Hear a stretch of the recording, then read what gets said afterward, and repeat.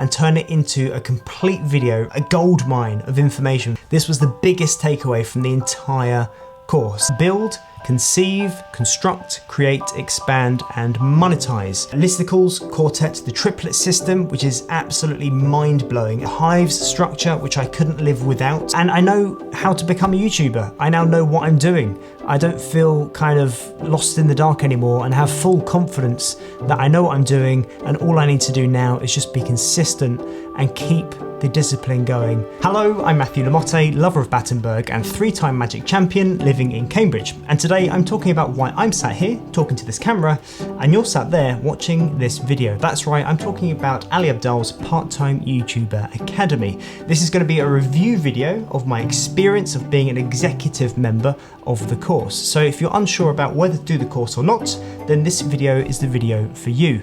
I'm going to be breaking this video up into lots of different sections, and I've got the timestamps and chapters all linked up below just to help you guys out, because I'm that kind of guy. Nice. I was going to say organised then. I'm a nice guy. On to the video. So to kick things off, why did I choose the exec package? Well, there are 3 reasons. The first reason is I know the sort of person I am, and I'm not particularly good at being disciplined with consistency, especially on new projects. So for example, when I joined the gym, I was really consistent for the first month, maybe 2 months, but I start to lose a little bit of consistency. I start to sort of make excuses, justify reasons not to go, and then it peters out and I have to start again. The thing that fixed that was hiring a PT. As soon as I did that, I was paying somebody was holding me accountable every single week, and I showed up, and that works for me. It was the same deal with the PTYA. I knew that if I went for the exec package, I had really high touch experience within that, which would hold me more accountable and would just ensure that I had the hand holding and I could have direct access to Ali. The second reason is exactly that, direct access to Ali, being able to ask questions to him. The exec package includes an additional weekly meeting with only execs in that particular meeting. And so you can ask direct questions there, get any feedback, get additional information, that sort of stuff. The other reason is I knew that being part of the exec package I knew that the execs were going to be a group of people that were all like-minded. They were there to take YouTube really seriously, and they had something bigger in mind. Some people in there may have been doing it as a hobby, but I got the general vibe that everyone in the exec group wanted to take it seriously and had some other bigger goal, like either in terms of business or building something else beyond just YouTube videos. They had already had a bit of a plan, and I was in that same group as well. I had a bit of a plan of what I wanted to do with YouTube and where I was going to take it over the long tail, and so I knew that being a part of that group would be useful to me in holding me accountable and kind of being in that growth mindset group. I knew it'd be really useful. So that's why I joined the exec group. Let's get into the core content, the syllabus of what was taught over the 6-week period. Now each week a new block of content was taught. Those blocks were build, conceive, construct, create, expand, and monetize. In week 1, it was all about building. This is kind of the foundations that are being put in, preparing you for YouTube. One of the kind of interesting topics was confidence on camera. Now this is something that I already possessed. I was quite confident talking to camera. I'd made a lot of content before now, not necessarily for YouTube, but I did a lot of Instagram stories. I'd worked with some cameras before performing. It's kind of in my nature to be able to present to people, and to a camera it came quite naturally to me.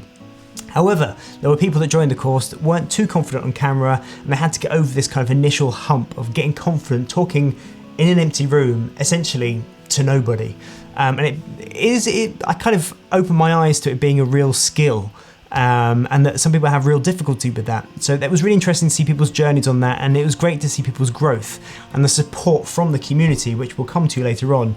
But that was an amazing part of this course, was the community spirit, and everyone was kind of in this together, all the resources, and everyone's there helping each other out. So camera confidence was an important part of that. The next thing we covered was the advice on gear. So another big part of the course was the gear, the lights, the microphones, the cameras, the lenses, the settings, the audio settings, the different positionings of the setup, the studio, all of this kind of stuff was covered really early on.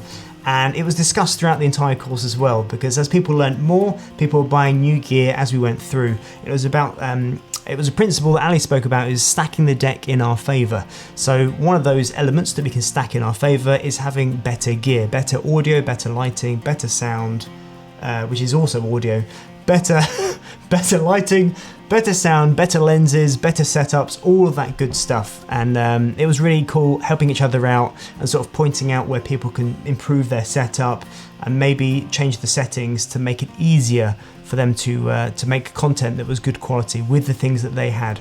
Now, there are some people on the course that just had iPhones and they were still making content on the course, and over the period they kind of leveled up by getting a microphone for their camera, getting an extra light, getting a backlight, all these kind of elements. So there were people on there that were just starting with a phone and no camera equipment at all, and there are other people like myself that were on the course with a Sony camera, a half decent light and a half decent lens, and that sort of gave us a bit of an edge. But over the long tail, people that were making content, and this is a running theme throughout the course, as long as you're making content and being consistent with posting, that's the only important thing. I think a lot of people obsessed about the gear side of stuff, and that prevented them from making content, but that was something that was covered in the course, and it's definitely, if you need any resources for that, everything is answered on that course. I can't think anything that was not covered in that. It was quite extensive. The other part of the build session was a content planner, and so this was creating something where we've got a system, or the beginnings of a system in place of when we're going to be posting content and keeping track of that and starting to build in a process for our consistency, so something to follow us and guide us through. Honestly, for me, I set up the planner. Did I stick to it? No, I didn't. It's just not in my nature to stick to things in the planner. I'm gradually trying to get better at it. Hopefully by the time you're watching this video, you'll be able to see some consistency with my content. But up till this point, I've had sort of high points and low points for posting regularly. I'm still trying to figure out my groove, but the content planner was really, really useful, and there was some neat tips and tricks that were taught, which I found really interesting. The second part of the build section was focused on finding my niche. Who am I and what can I offer? Who's my audience and what are they looking for? And what's my value proposition? What exchange are we having through my content, essentially? And these questions were asked in a really articulate way on the course. So there's certain homeworks and certain workshops that happen to really refine and help hone this. But it kind of evolved over time. So I started off with a really tight niche, and then by the end of the course, that completely changed, and it's kind of an evolving thing which grows and adapts over time because I evolve and adapt, and my goals evolve and adapt over time as well. So it's more about having an awareness that this needs to be targeted in each video, but also having sort of an honest chat with yourself every now and again about seeing where that's going and having an authentic conversation about that. And just being aware of this kind of stuff really, really helps later on and throughout the entire YouTube journey. Week 2 was Conceive. This was all about the idea generation machine, how we as YouTubers can come up with multiple ideas consistently in perpetuity, essentially.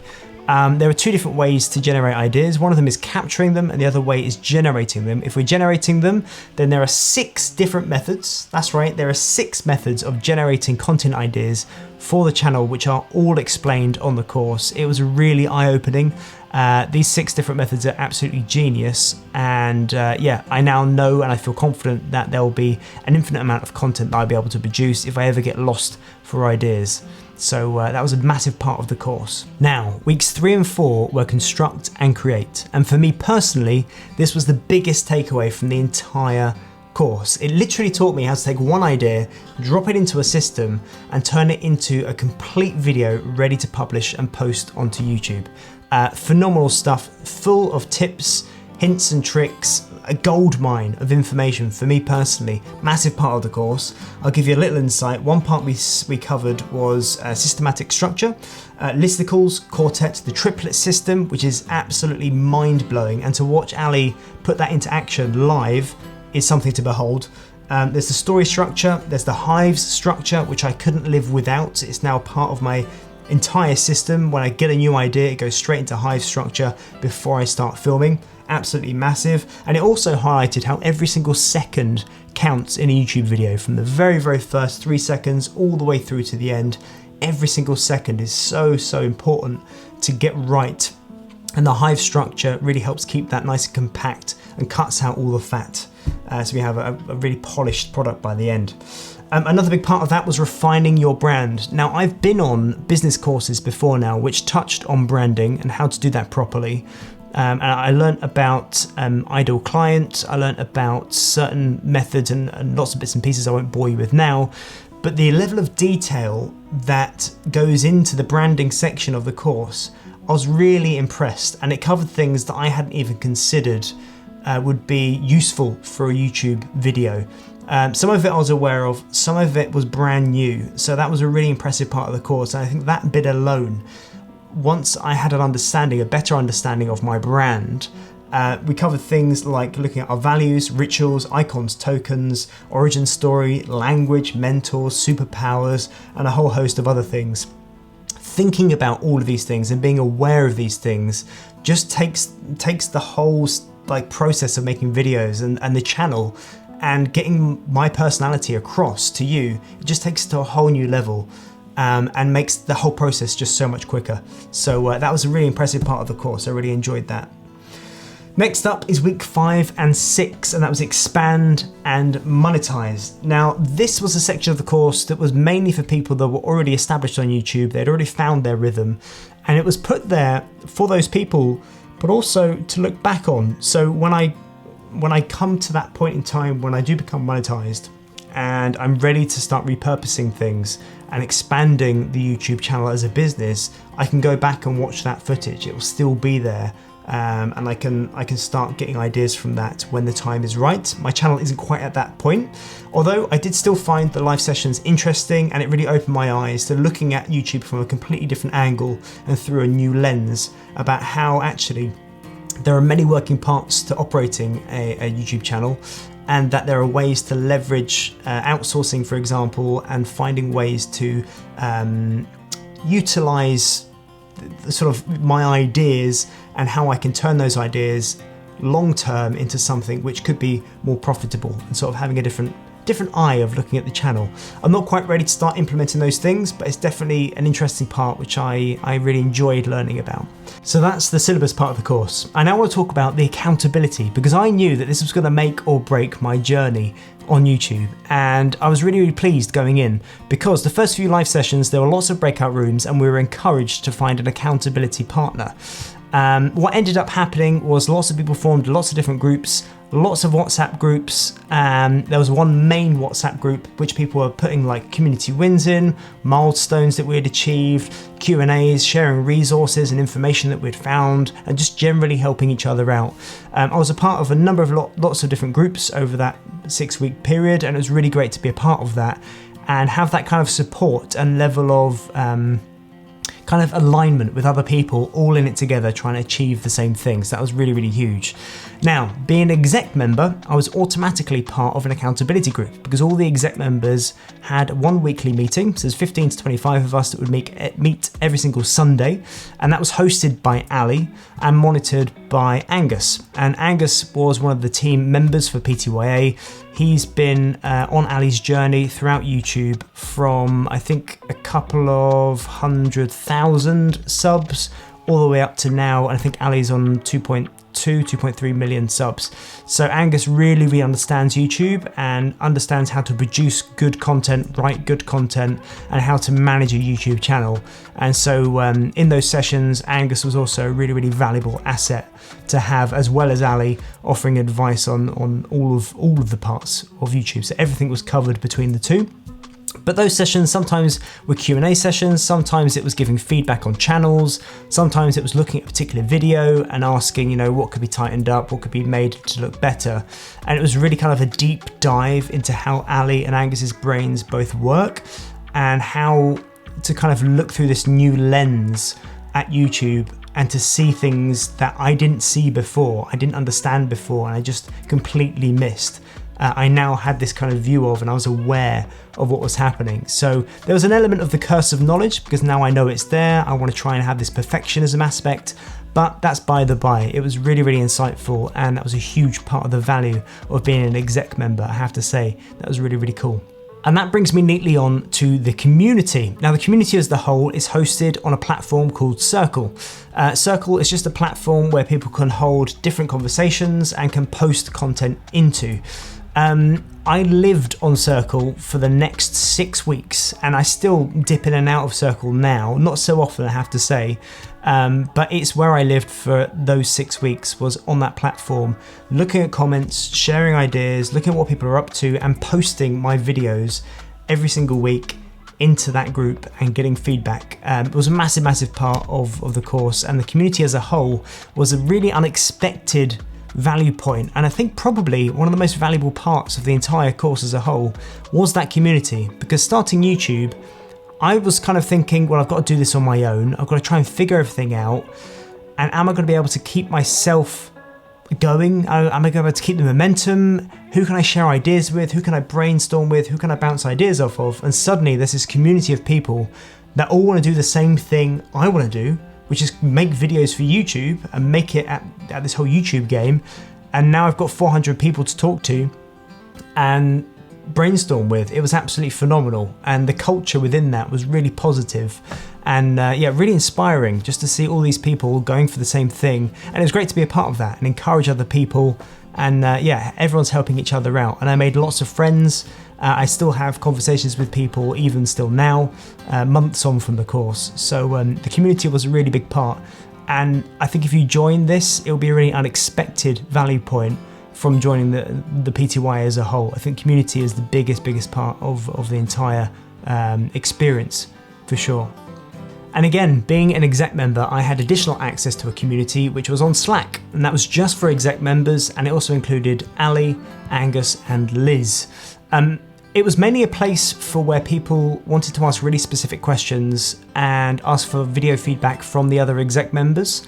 I wouldn't say we got any additional information because there was so much that was given out on the course. There's nothing kind of hidden, no secret source stuff. It was more direct feedback from like-minded people. And if I had a really specific question for Ali, Angus, or Liz, then I'd get a response from them pretty quickly. I wouldn't say it was kind of like a hive of activity, but any questions that were put in there were definitely answered relatively quickly. And so that was a useful part of the course. Was it pivotal as part of the exec package? Probably not. I think the weekly calls was a massive part of that, and being a part of the exec group and having that kind of accountability group ready-made of like-minded individuals, that was worth it alone. I think the Slack group was a nice addition. Did I use it a lot? I used it a little bit, but for me personally, it wasn't a massive game changer. Next up is usability and production value. And what I mean by this is, what was my personal experience being on the course, and what was the production value of the overall finished product? Usability wise, I found it difficult to get hold of for the first week because I was new to the platform. So the whole course is hosted on a platform called Circle. I was unfamiliar with how that operated, but I'd say after the first week, I kind of personalized my side panel, and then I knew which sort of toggles that I visited regularly. So that was fine after the first week. It took a bit of getting used to, but that was fine. There was something early on about calendar updates. 2 weeks prior to the course starting, we got sent Zoom kind of pre-logged Zoom calls that were happening, and some of those changed on week 1 of the course, and my calendar had a bit of a hissy fit with not quite knowing what was what, and so I ended up just using Circle as the main operating system rather than trying to update my calendar. I think there were some issues there, but that was solved. For anybody that was using a Google Calendar, that was no problem. I think it was just being an Apple user, I couldn't make it work essentially. But I used the side panel in Circle and it was fine. It didn't really impact me at all. But that was really my only kind of gripe towards the beginning of the course and usability wise. Otherwise, Circle is really pretty intuitive once you get used to it. The live sessions were all hosted on Zoom. I was already pretty sufficient with Zoom. If you have a Zoom account, you just click the link and you're ready to roll. There were reminders and announcements that were made and that were pinged out. There were lots of emails that were sent out. I'm not particularly great at reading email, so I didn't really see all of the announcements there. I would kind of pick and choose different sessions that I wanted to attend. But generally speaking, everything was on Circle and it was pretty easy to use.